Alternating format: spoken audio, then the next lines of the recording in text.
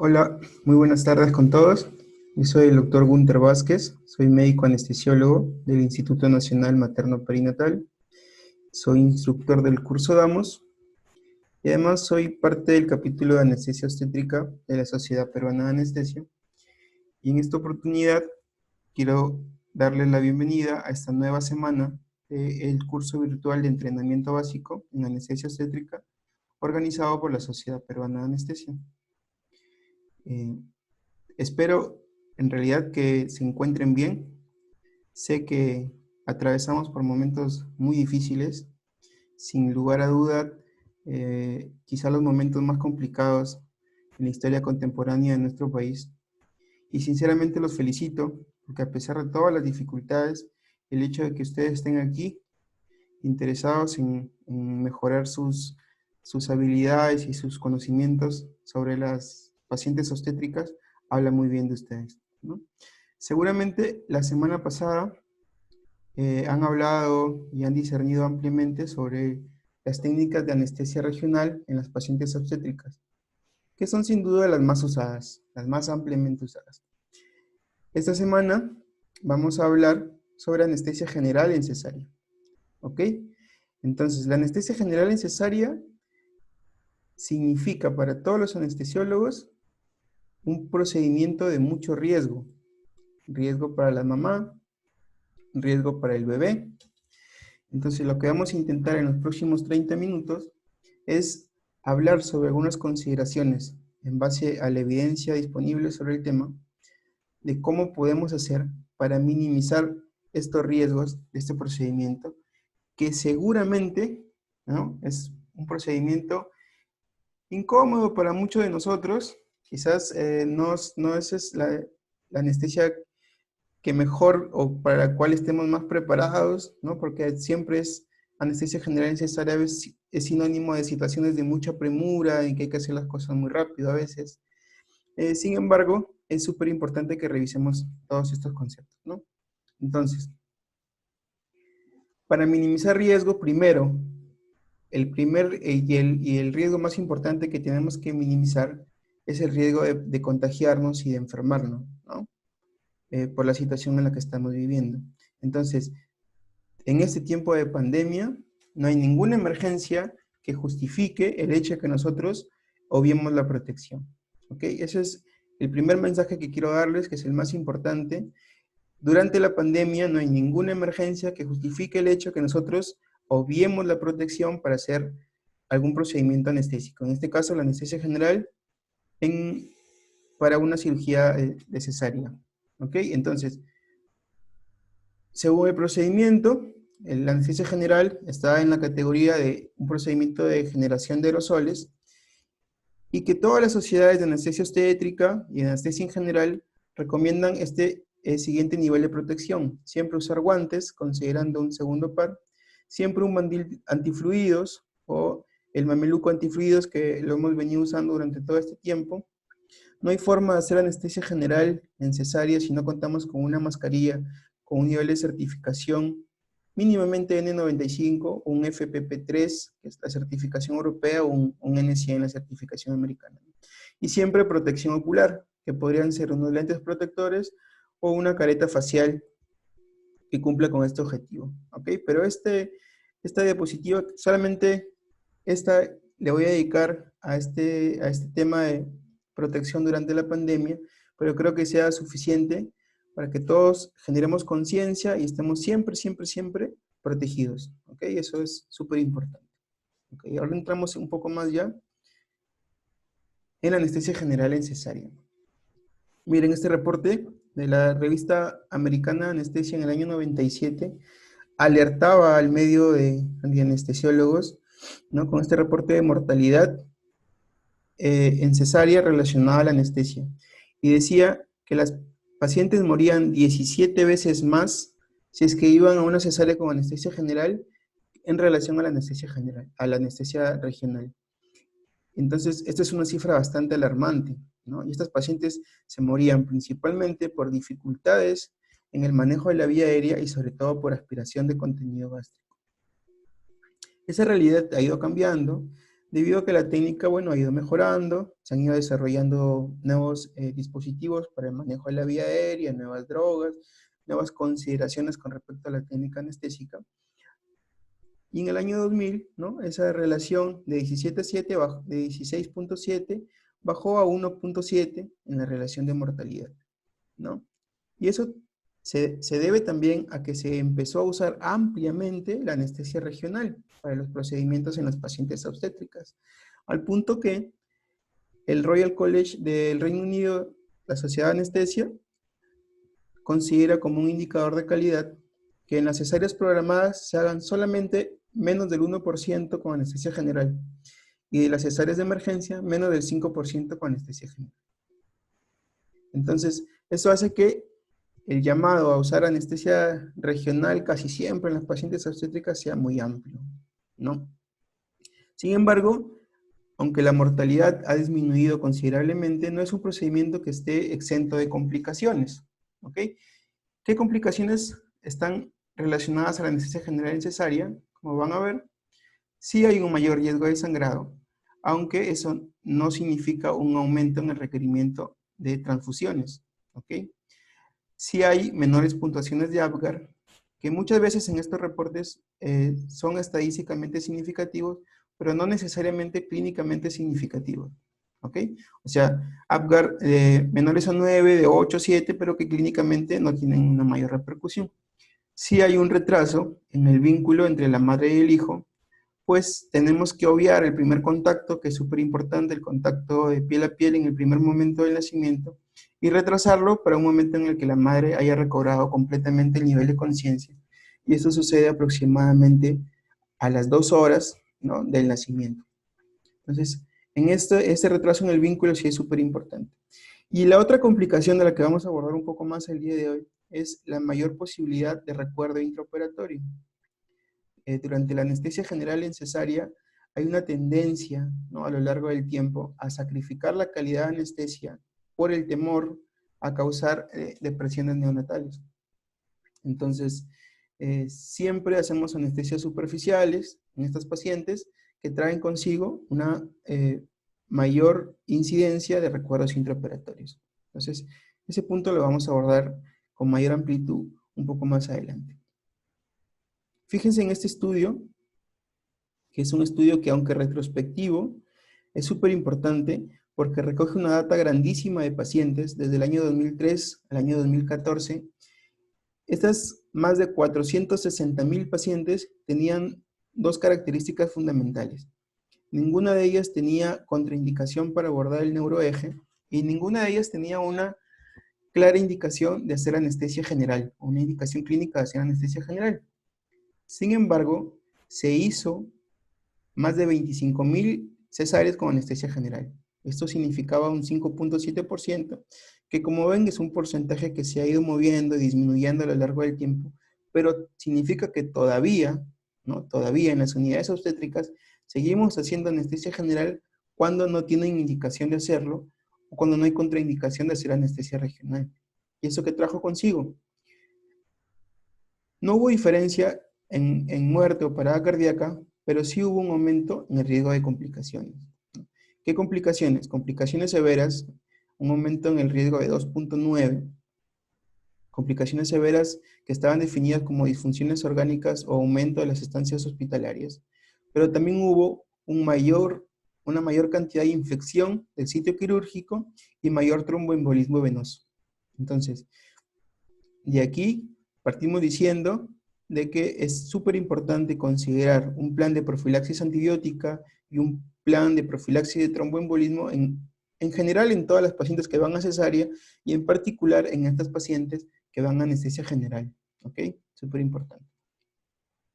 Pero entonces, si estamos haciendo mucha anestesia general para cesárea en las pacientes en las que no tienen esa indicación, vamos a recordar brevemente cuáles serían las indicaciones para hacer anestesia general en cesárea. Cesárea es categoría 1, ¿ok? Para que recuerden la clasificación de Lucas, en la categoría 1 están todas las situaciones clínicas en las cuales hay un riesgo inminente para la vida de la madre o del feto. Una bradicardia fetal sostenida, una ruptura uterina, un prolapso de cordón. Esas situaciones tienen una indicación clara de hacer anestesia general en cesárea. No podemos retrasar más intentando hacer un bloqueo regional. Entonces, esa es la primera y quizás una de las indicaciones más importantes. La segunda, solicitud materna o falta de colaboración. Y aquí quiero hacer hincapié en que muchas veces esa decisión materna, ¿no? De no querer recibir anestesia regional está alimentada por falsos conceptos o falsas creencias, como que le va a doler la espalda constantemente, o como que alguna experiencia de alguna pariente, alguna amiga, que después de la anestesia regional tuvieron complicaciones severas. Entonces, sí es cierto que la paciente está en la libertad de decidir, ¿no? Que el tipo de anestesia que va a recibir, pero siempre nosotros como anestesiólogos, como profesionales en el campo, estamos en la obligación de brindar toda la información posible para que esa decisión sea la más adecuada para ella y para su bebé. ¿Ok? Y en la falta de colaboración, igual, ¿no? Hay que siempre tratar de hacer lo posible, mejorar la relación con la paciente, de tener mucho rapport, para poder hacer lo que para ella sería la mejor alternativa para ella y para su bebé, que es sin duda la anestesia regional. ¿Ok? Otra situación o otra indicación de anestesia general en cesárea son las contraindicaciones para abordar el neuroeje. ¿Qué contraindicaciones son las más importantes? Las situaciones clínicas que nos pueden llevar a complicaciones como el hematoma epidural, que es sin duda el más temido por nosotros, ¿no? Y dentro de esas son las alteraciones en la coagulación. En las pacientes obstétricas, dentro de todas las alteraciones de la coagulación, las más frecuentes son las plaquetopenias. Y dentro de ellas, los trastornos hipertensivos del embarazo, acompañados de plaquetopenias, son en las que debemos prestar mayor atención, ¿ok? Porque casi siempre se acompañan de disfunción, en disfunción plaquetaria. Pero como norma general, mayor a 80.000 plaquetas, podríamos hacer un bloqueo regional, ¿no? Y entre 50 y 80.000 podríamos evaluar riesgo-beneficio.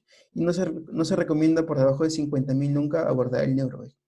Entonces, hacer anestesia general en una paciente actualmente porque tenga 90.000 plaquetas no es una razón muy válida, ¿ok? Pero siempre, en este caso, se sobrepone la decisión clínica, ¿no? De la evaluación clínica, porque no solamente es el número de plaquetas, sino también la condición clínica de la paciente.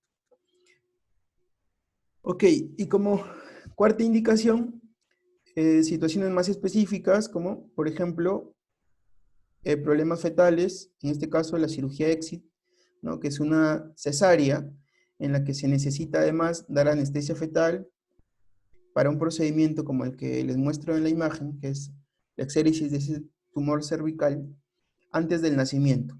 Entonces, esa cirugía, esa foto es una cirugía que hicimos en la maternidad y que sin duda se tenía que hacer con anestesia general, ¿ok? Porque necesitas relajación uterina, anestesia fetal y otras condiciones que se tienen que ofrecer con la anestesia general. Ahí sin duda no podemos dudarlo y tenemos que hacer anestesia general.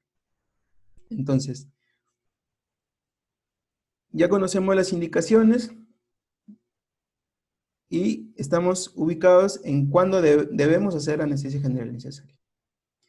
Pero ¿qué de particular, qué de especial tiene este tipo de anestesia, ¿no? Las pacientes obstétricas, saben ustedes, saben bien, lo han venido estudiando a lo largo de este curso también, que experimentan cambios fisiológicos, ¿no? Que las hacen diferentes, las hacen particulares al manejo de otro tipo de pacientes. Entonces, algunos de ellos están en relación al manejo de la vía aérea y hacer anestesia general, como por ejemplo, el edema de la vía aérea. ¿Ok? Durante la gestación y sobre todo al final de la gestación, el aumento del volumen plasmático hace que exista un edema en varias partes de la gestante, ¿no? Un edema en las piernas, un edema en la cara, pero también un edema en la vía aérea que se hace mucho más intenso durante el trabajo de parto, ¿ok? Entonces, aquí les quiero hacer esa pequeña salvedad. Es cierto que todas las pacientes obstétricas pueden tener complicaciones en el abordaje de su vía aérea, pero en especial la paciente obstétrica que está en trabajo de parto es una paciente de mucho riesgo o de mucha dificultad para poder abordar la vía aérea. Miren esta imagen, que es un clásico. En la figura A es la paciente gestante, pero sin estar en trabajo de parto, y la paciente B es la misma paciente, estando en trabajo de parto. Ven ustedes la congestión de la vía aérea que hace que el Malempati cambie, ¿no? Entonces, la dificultad en el abordaje definitivamente va a ser mayor. ¿Qué otra condición tenemos? Que nuestras pacientes obstétricas desaturan rápidamente, ¿no? Cambios en volúmenes y capacidades pulmonares, el más importante, una disminución en la capacidad residual funcional que se traduce clínicamente en una disminución en el tiempo del apnea. Los que intubamos, todos los que hacemos anestesia general en cesárea, sabemos perfectamente que las pacientes obstétricas desaturan súper rápido. Y eso hay que saberlo porque es una paciente que, aparte de tener vía aérea difícil, aparte de tener un riesgo aumentado de regurgitación o de aspiración de contenido gástrico, te da muy poco tiempo para abordar la vía aérea, ¿no? Entonces, una consideración súper importante. Retardo del vaciamiento gástrico. Todas las pacientes obstétricas tienen un retardo en el vaciamiento gástrico.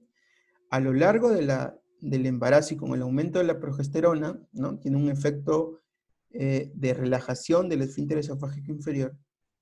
También hay una acción mecánica del útero que aumenta la presión intraabdominal, pero nuevamente es en la gestante que está en trabajo de parto donde realmente se altera el vaciamiento gástrico, sobre todo si es que se han usado opioides como técnica analgésica durante el trabajo de parto, ¿ok? Entonces, gestante en trabajo de parto y que está usando opioides, ojo, mucha alerta, que esa paciente aumenta mucho el riesgo de aspiración de contenido gástrico, ¿ok?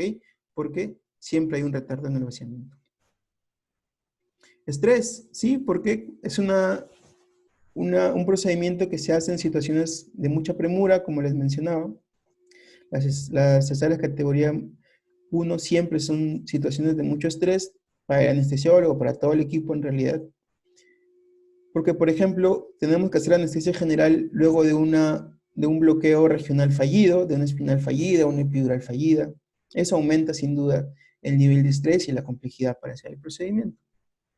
Y otro elemento súper importante es que al haberse limitado tanto este procedimiento, al hacer mucha anestesia regional en las pacientes obstétricas, hemos caído en el otro lado de la balanza, que estamos en general los anestesiólogos poco entrenados en este tipo de situaciones.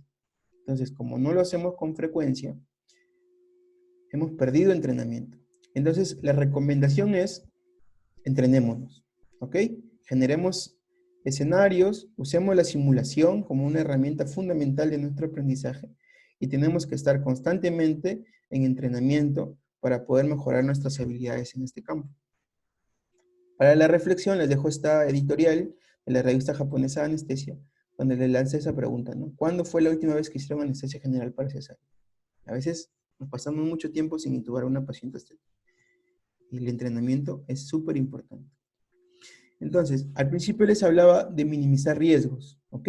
Entonces, vamos a centrar nuestra atención en estos 3 elementos y vamos uno a uno ver la forma de cómo podemos hacer para disminuir los riesgos, que son en general lo que más nos preocupa, ¿no? ¿Qué nos preocupa de hacer anestesia general en una paciente obstétrica? Que se nos aspire, que no podamos intubarla o que le pueda pasar al bebé, ¿no? Que podamos causar depresión neonatal. Listo. Entonces, con respecto a la aspiración, bueno, él es el doctor Mendelssohn, que describió la neumonitis por aspiración de contenido gástrico ya hace muchos años y que durante mucho tiempo ha sido la causa de muerte materna más común relacionada a la anestesia general. ¿Ok? ¿Qué vamos a hacer al respecto? Vamos a tomar algunas medidas farmacológicas que están orientadas a prevenir y reducir el daño en el caso de que exista aspiración, y que si no las hacen todavía, a partir de ahora tiene que ser una decisión y una de las cosas más importantes que hagan con sus pacientes obstétricas. A todas las pacientes que vayan a cesárea, no solamente a las pacientes que van a anestesia general, tienen que recibir un antagonista H2 tipo ranitidina, un procinético tipo metoclopramida, por lo menos 30 minutos previos a la cirugía. ¿Okay? Que se haga de forma rutinaria en sus hospitales y en sus unidades obstétricas. A todas las pacientes, cuando se decide la cesárea, tienen que recibir ranitidina y metoclopramida. Citrato de sodio no es muy frecuente en nuestro medio, pero los dos primeros sí. Entonces, esa tiene que ser una medida obligatoria, definitivamente. Y dentro de las medidas no farmacológicas, que buscan evitar el paso del contenido gástrico al pulmón, el ayuno es importante, siempre que sea posible, el ayuno, alimentos sólidos por lo menos 6 horas, alimentos líquidos claros 2 horas, la posición en el momento de la intubación, elevar la cabecera a 20 o 30 grados, de eso vamos a hablar un poco más en las próximas diapositivas. Y otra herramienta que quizás un poco más moderna y en la cual necesitamos entrenarnos, y es una razón por la cual necesitamos un ecógrafo en las unidades de anestesia, en las unidades obstétricas, es determinar el volumen gástrico por ecografía. ¿Ok? Hay muchos estudios al respecto y sería una muy buena herramienta y sería muy bueno que podamos disponer de ella, ¿no? Y hay otra medida para evitar la aspiración, que es la maniobra de Selig. Y le he puesto aparte porque la maniobra de Selig en este último tiempo ha perdido un poco de fama, ¿no? Entre los anestesiólogos, ¿no? Todo el mundo conoce la maniobra de Selig, ¿no? El doctor Selig describe su maniobra que busca realmente evitar el paso del contenido gástrico hacia el pulmón y que se trata de hacer una compresión sobre el cartílago cricoides, ¿no?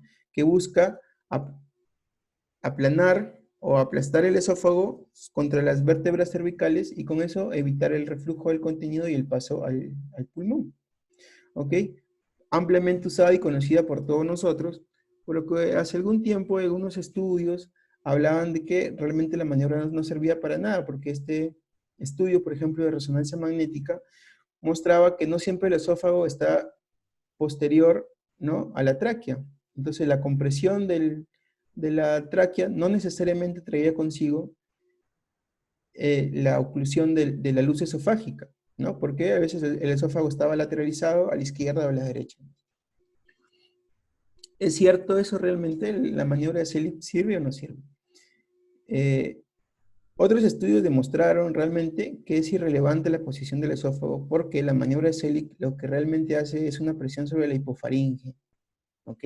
Miren, y quiero mostrarles que se hace en base a GlideScope, de videolaringoscopio, un estudio de imágenes. Como se pueden dar cuenta, tanto en el escenario A, B o C, sin importar si el esófago es posterior o está lateralizado a la derecha o a la izquierda, la maniobra de Selig en cualquiera de los tres escenarios ocluye la luz esofágica por la presión en la hipofaringe. Entonces, ¿qué se ha demostrado? Que el éxito es de al menos el 95%, haciéndolo correctamente, aplicando los 30 newton que manda la estrategia de la maniobra, y que es eficaz para ocluir la hipofaringe independientemente de la posición del esófago. ¿Ok? Hacerlo necesita entrenamiento también. Hacerlo con esos 30 newton necesita entrenamiento y hay formas de cómo medir la presión y de cómo entrenar nosotros como anestesiólogos, cómo entrenarnos de cómo hacerlo de forma correcta. Pero la recomendación el día de hoy y la recomendación que van a encontrar actualmente en todas las guías de manejo de la vía aérea de la paciente obstétrica es que sigan haciendo maniobra de Selig y que la única forma que dejen de hacerlo es que removiendo la maniobra aumente la posibilidad de poder intubar o mejore la visualización. ¿Ok? Entonces, si no es esa la situación, sigan haciendo maniobras Selig, que es una estrategia importante para evitar la aspiración de contenido gástrico. Entonces, hasta ahora de contenido gástrico tenemos las medidas farmacológicas, ranitidina, metoclopramida. Siempre las horas de ayuno son importantes, la posición en el momento de intubar, usar el ultrasonido como una herramienta importante y hacer siempre maniobra de Selig. ¿Ok? Listo. Entonces, con eso pasamos de la aspiración al manejo de la vía aérea. ¿Realmente es difícil intubar a una paciente estética? La verdad, yo podría decir que he visto pocas veces que no se puede intubar a una paciente estética. Yo siempre he podido intubarlas, podría decir, alguien con un poco más de experiencia, ¿no? Miren, esta es la revisión más grande que hay sobre intubación fallida en la paciente obstétrica, del doctor Kinsella. ¿Ok? ¿Cuántos pacientes recogen? Más de 142,000 pacientes. ¿Y qué importante tiene esta revisión? Que nos da una incidencia. O sea, en general, en las pacientes obstétricas no se pudieron intubar 1 en 390. Y de esas, para cesárea específicamente, 1 cada 443 no se pudieron intubar. O sea, se declaró el estado de intubación fallida. De estas pacientes que no se pudieron intubar, murieron 1 por cada 90. 1 de cada 60 terminaron en una vía aérea quirúrgica. ¿Ok? 2/3 del total de las intubaciones fallidas, las pacientes tuvieron como complicación la hipoxemia, porque tampoco se pudo ventilar, aparte de que no se pudo intubar. Y el 8% de ellas terminaron en una aspiración. ¿Okay? Entonces, creo que son varias razones para tener consideraciones especiales en el manejo de la vía aérea de estas pacientes. Y para los que estamos pensando también en el bebé, la hipoxemia materna fue un factor independiente para el ingreso a la UCI de los neonatos. ¿Okay? Entonces, es súper importante que tengamos una estrategia en el momento de intubar a esta paciente. Bueno, felizmente, siempre los que más saben se juntan y hacen este tipo de publicaciones. La Sociedad de Anestesia Obstétrica del Reino Unido con la Sociedad de Vía Aérea Difícil lanzan esta guía de manejo de la vía aérea en la paciente obstétrica, ¿no? Que vamos a revisar de forma muy breve en esta presentación. Tiene 3 escenarios, ¿ok? El primer escenario es todas las consideraciones que hay que hacer para intubar a la paciente, ¿listo? Entonces, vamos al primer escenario. ¿Qué nos dice la evaluación fundamental? Como en toda vía aérea difícil, o en todos los pacientes en general, la evaluación es súper importante. Pero no solamente la evaluación de que si vamos a poder o no intubarlos, sino también si vamos a poder o no ventilarlos, si vamos a poder o no ponerles un dispositivo supraglótico, y qué tan difícil sería hacer un acceso frontal del cuello. ¿Ok? Como predictor de complicación en cualquiera de las situaciones que le he mencionado, fíjense, índice de masa corporal por encima de 35, circunferencia del cuello por encima de 50 centímetros, distancia tiromentaniana. Entonces, si tenemos en nuestras unidades obstétricas, no solamente en sala de operaciones, una paciente obesa con todas estas características, que en cualquier momento podría terminar en sala de operaciones, sería súper importante que lo sepamos con anticipación.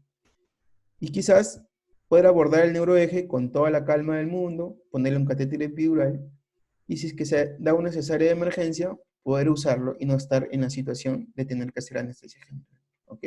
Por eso es que es bien importante que tengamos conocimiento y que salgamos un poco de los quirófanos y sepamos qué tipo de pacientes son los que potencialmente podrían llegar a sala de operaciones. Entonces, esto con respecto a la evaluación.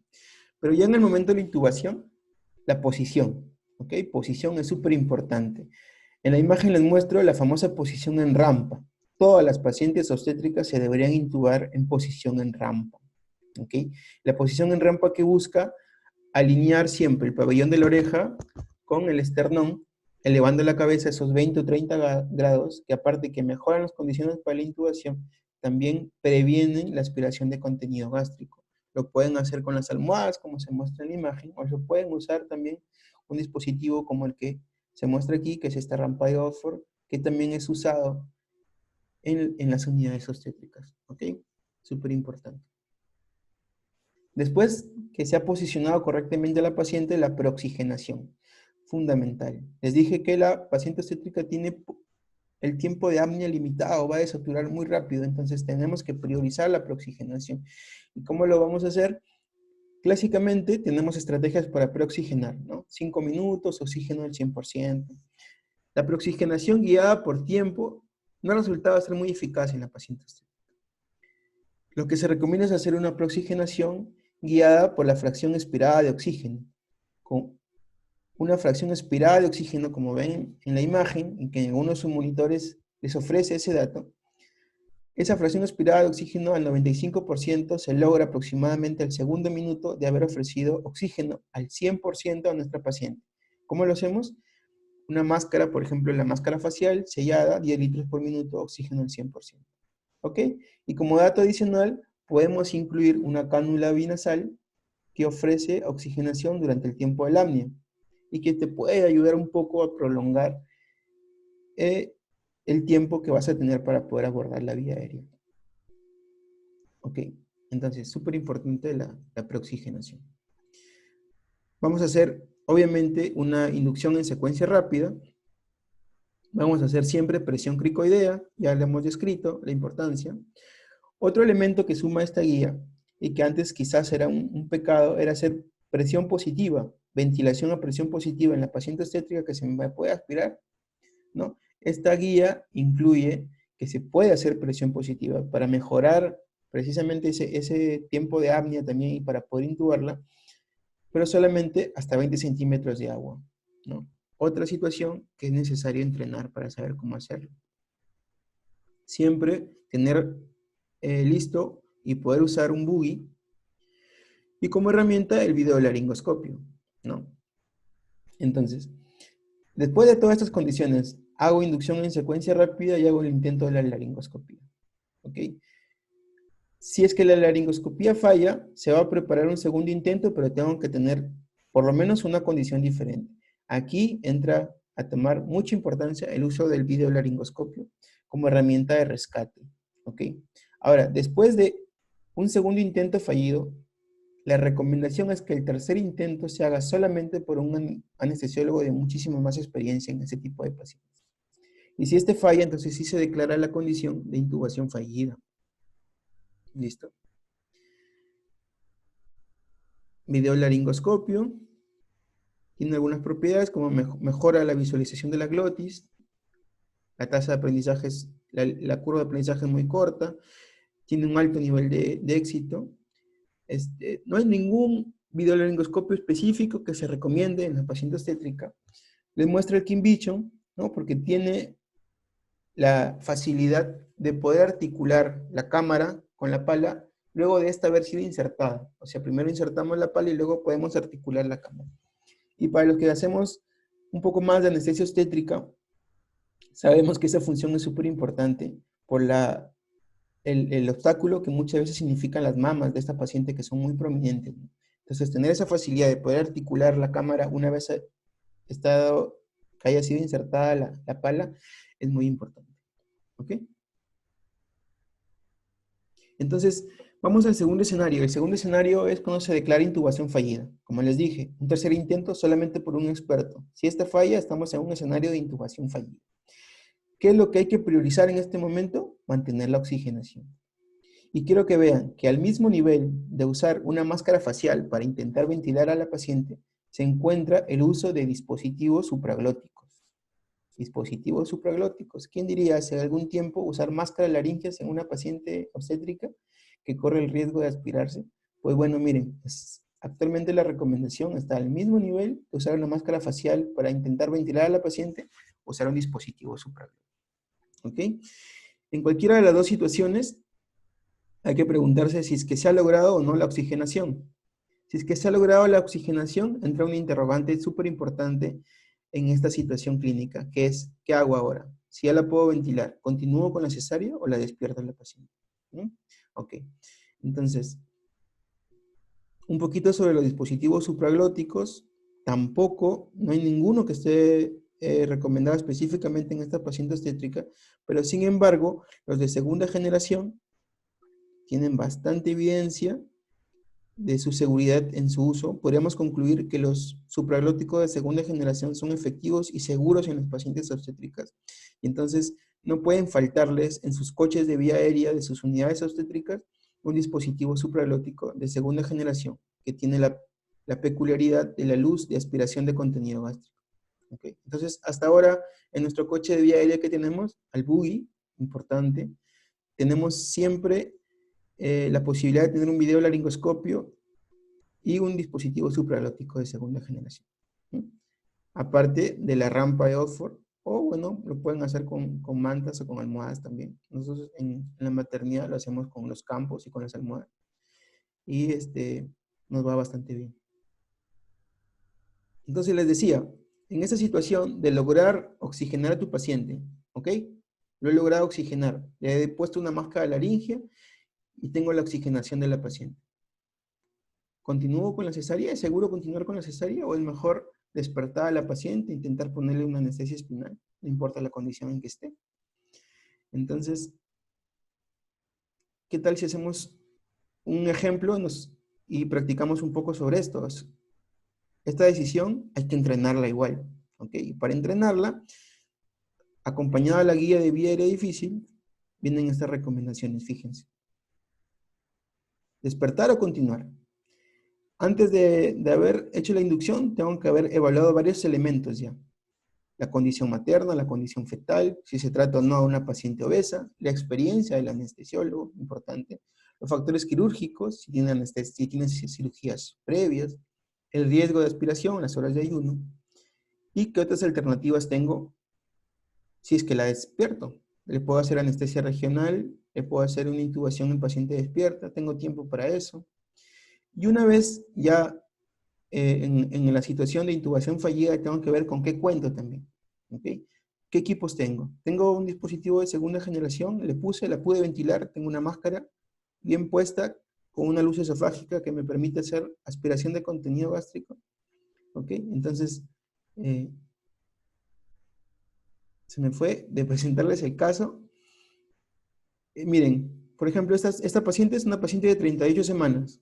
¿Ok? Va para una cesárea porque tiene una cirugía previa, es obesa, tiene un trabajo de parto, no tiene el ayuno adecuado, estuvo en trabajo de parto. Entonces ahí yo estoy pensando yo que es una paciente que tiene riesgo de aspiración. Y aparte tiene un trazado en el monitoreo alterado, se ha diagnosticado un estado fetal no satisfactorio. Le puse una espinal rápidamente y mi espinal ha fallado. ¿Ok? Intenté hacer anestesia general y me veo en la situación de que no la he podido intubar. Le he oxigenado y le he puesto una máscara de laringe de segunda generación. ¿Qué hago en ese momento? ¿La despierto o continúo con la cesárea? Entonces, con esas características, miren, ese es el entrenamiento que yo les decía. Con esas características me doy cuenta yo de que estoy para el lado de continuar, que es seguro. ¿Por qué? Porque tengo, en la parte inferior, tengo un dispositivo de segunda generación, no hay complicaciones en ese momento evidentes en la vía aérea, es una paciente obesa, tiene una cicatriz uterina única, etc. ¿Ok? Pero este ejercicio que acabamos de hacer con esta paciente es un ejercicio que tienen que hacer ustedes en sus escenarios de simulación. ¿Ok? Crean sus propios escenarios, decidan ustedes mismos para que en el momento de tomar la decisión estén entrenados para eso. Y el tercer escenario, que es el escenario en el que nadie quisiera estar, es la paciente no intubable, no ventilable. ¿Ok? Entonces, ¿qué es la recomendación? Realizar un acceso quirúrgico del cuello. ¿Cómo se hace eso? Identificación de la membrana cricoidea. El ecógrafo aquí juega un papel fundamental, ¿no? Y en las pacientes obstétricas, en los pacientes en general, pero en esta paciente cobra mucha importancia esta técnica resumida, digamos, del acceso quirúrgico, que es hacerlo a través de un buggy, ¿no? Y a través de él poder insertar un tubo orotraqueal y poder lograr la ventilación de la paciente. Nuevamente, es un escenario que necesita entrenamiento, que necesita ensayo, ¿no? Ok, y ahora, con respecto a la última preocupación sobre la depresión neonatal. Entonces, siempre nos encontramos en esa encrucijada. Los medicamentos que vamos a poner, ¿le van a causar daño al bebé? Mejor no le pongo mucho, pero ¿y la mamá? Si no le doy anestesia, puede experimentar despertar intraoperatorio, puede experimentar dolor. Entonces, ¿qué hago? ¿Qué es lo que está recomendado? ¿Qué tan cierto es que las gestantes hacen despertar intraoperatorio? Tienen alto riesgo, es una de las cirugías con más riesgo de despertar intraoperatorio, sobre todo cuando los intervalos entre la inducción y el nacimiento del bebé superan los 9 minutos, ¿no? Porque es el momento en que no le quiero poner anestesia hasta que el bebé nazca, ¿no? Y ya lo que usé en la inducción seguramente no me alcanza para eso. En la población en general es uno cada 19.000. En esta población en específico es uno cada 670. Es bastante frecuente. Es una complicación bastante frecuente. En otras realidades, en otros países, podría significar además un problema médico legal, ¿no? Para el ejercicio de muchos anestesiólogos.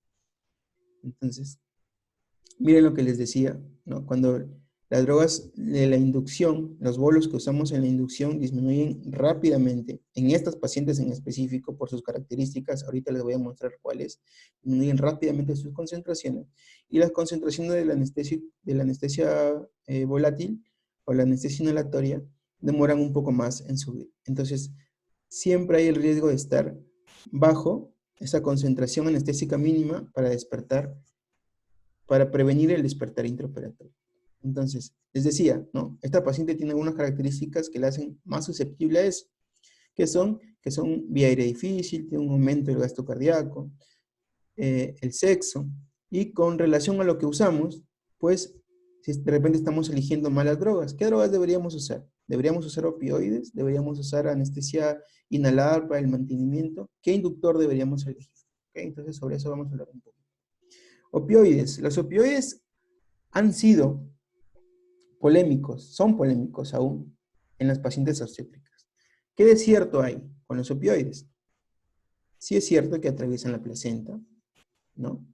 Sí es cierto que pueden causar una disminución en la puntuación de Apgar, sobre todo se han reportado muchos casos en relación al remifentanilo, que hay que usarlo con mucho cuidado en estos pacientes. Pero también es cierto que a su favor suprime la respuesta simpática a la laringoscopía, que puede ser el momento más álgido, sobre todo en esta primera parte de la cirugía, ¿ya? Que mejora las condiciones de la intubación orotraqueal y que obviamente reduce el riesgo de despertar intraoperatorio. ¿Ok? Entonces, aquí hay que poner en una balanza, siempre, riesgo-beneficio. ¿Ok? La recomendación, y hay bastante evidencia sobre eso, es que si vamos a usar opioides, usemos, por ejemplo, si usamos fentanilo, 1 a 2 microgramos por kilo en bolo, y si es remifentanilo, de 0.5 a 1 microgramo en bolo más una infusión de mantenimiento. Con estas dosis de opioides, la depresión en las puntuaciones de Apgar han sido estadísticamente significativas, pero no siempre clínicamente significativas. Entonces, la puntuación de Apgar a los 5 minutos casi siempre era normal. Entonces, es una depresión que revierte y que hay que sopesar del otro lado las condiciones que prestas para la mama. ¿Ok? Pero siempre que uses opioides, siempre que se usen opioides, hay que alertar, garantizar al equipo de pediatría la posibilidad de depresión neonatal. Entonces, como le dije, riesgo-beneficio siempre, porque les pongo una situación. Si he decidido anestesia general en una paciente porque tiene una plaquetopenia debido a una preeclampsia severa, es súper importante suprimir la respuesta simpática en la laringoscopía. Y súper importante en estos pacientes, por ejemplo, usar opioides, ¿no? En general, siempre se recomienda usar opioides en esas dosis que son seguras, pero siempre considerando la posibilidad de la depresión neonatal. Debería siempre haber un equipo de pediatría disponible para la reanimación. Con respecto a los hipnóticos, tiopental fue durante muchos años de elección en la cesárea, ¿ok? Es más, cesárea de anestesia general, con anestesia general era sinónimo de una jeringa de tiopental y automáticamente la intubación y la extracción del bebé, ¿ok? ¿Qué tiene en contra el tiopental? Que ya no se produce. Y como ya no se produce, estamos pocos entrenados en eso. Ya no conocemos bien las características del fármaco. Requiere prepararse, requiere mezclarse, eso puede traer consigo una demora en el tiempo. Entonces, ya para estas alturas, quizá no sea la mejor recomendación, ¿ok? Si tiene tiopental y está entrenado, lo usa siempre, el tiopental previene al mismo nivel que el propofol la aparición de recuerdo intraoperatorio. Es un muy buen anestésico, pero bueno, por sus características y por los tiempos, quizás ya no sea la mejor indicación.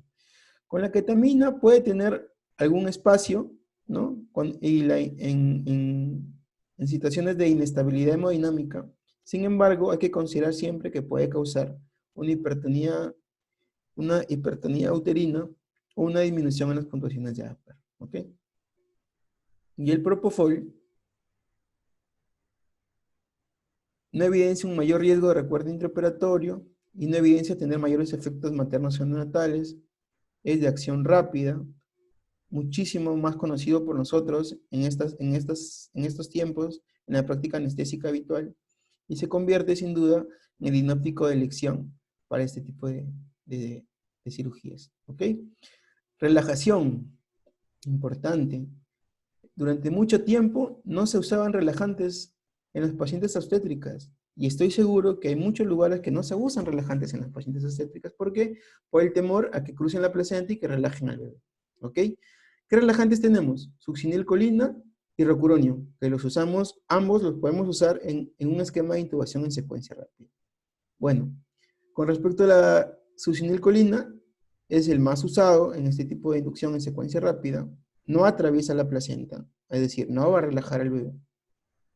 El inicio de acción es súper rápido, dura 8 o 9 minutos más o menos, y a veces no lo usamos porque puede causar dolor muscular en los pacientes, en el postoperatorio. En la población obstétrica es muy poco frecuente esta complicación. ¿Ok? ¿Y qué tenemos como alternativa? El rocuronio, obviamente. Es la principal alternativa a la succinilcolina. ¿Qué ventajas tiene? Que se puede revertir y podemos hacer que dure muchísimo menos que la succinilcolina en tiempo, si es lo que nos preocupa, de no poder intubarla.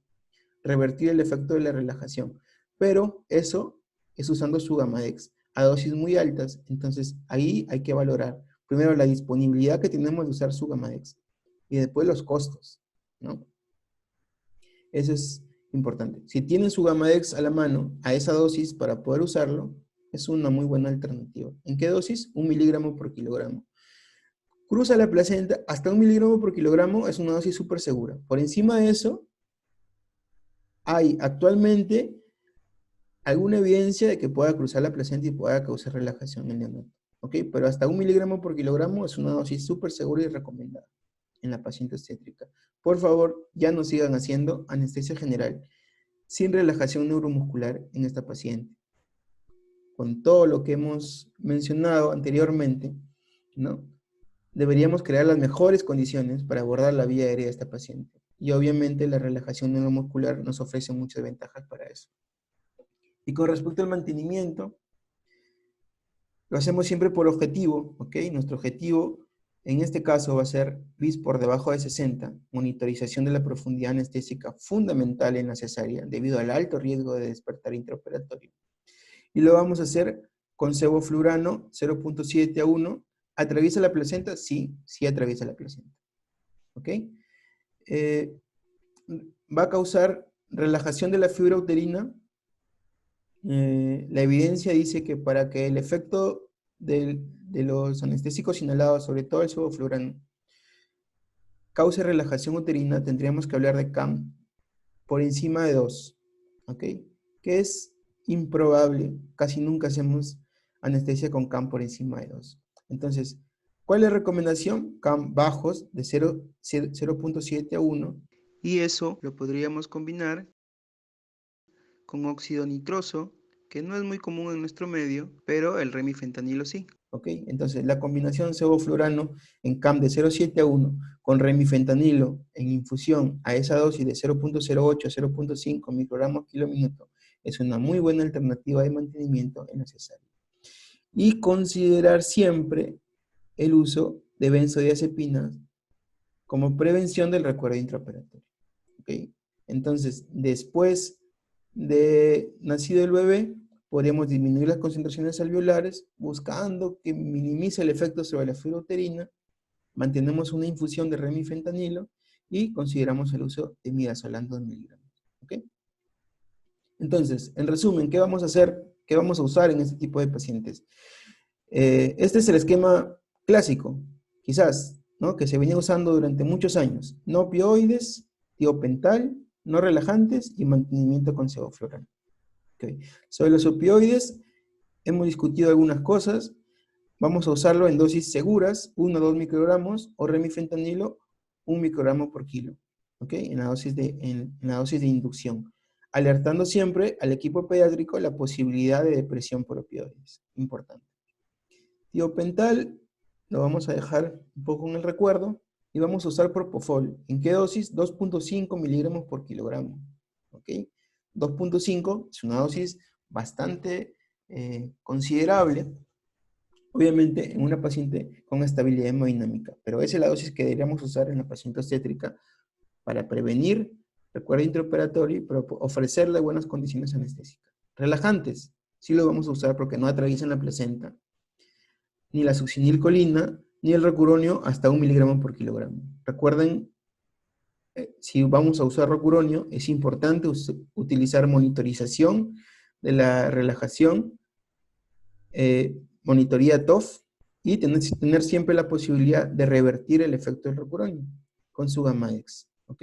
Porque además de esto, recuerden que la cesárea es una cirugía que podría ser bastante corta, sobre todo en esta situación, a veces que es de mucha premura, acaban súper rápido. Entonces, si vamos a usar rocuronio, debemos tener siempre la posibilidad de revertir el efecto de relajación. Y en mantenimiento, siempre guiados por nuestro objetivo, bis por debajo de 60, vamos a usar sevoflurane, 0.7 a 1 de CAM y una infusión de remifentanilo, ¿ok? Este esquema es un esquema moderno, seguro, que le garantiza una buena profundidad anestésica a nuestra paciente y que aparte nos ofrece garantías con respecto al estado del bebé, la depresión que pueda sufrir por drogas. ¿Listo? ¿Y qué vamos a hacer para el dolor? ¿No? En cesárea, definitivamente la morfina intratecal sigue siendo la mejor alternativa para manejar el dolor postoperatorio. Y en esta paciente que no hemos tenido la posibilidad de abordar el neuroeje, tenemos que hacer una estrategia multimodal. Pero, ¿qué medicamentos usar?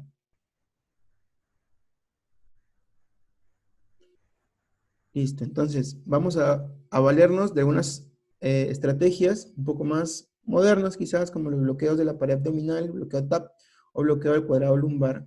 Otro escenario importante donde el uso del ultrasonido en las unidades obstétricas toma cada vez más importancia. Entonces, bloqueos, AINES, el ibuprofeno es bastante seguro en la paciente por el tema de la lactancia. En la paciente obstétrica, 600 miligramos cada 6 horas, lo podemos dejar por 48 a 72 horas. Paracetamol 1 gramo cada 8 horas.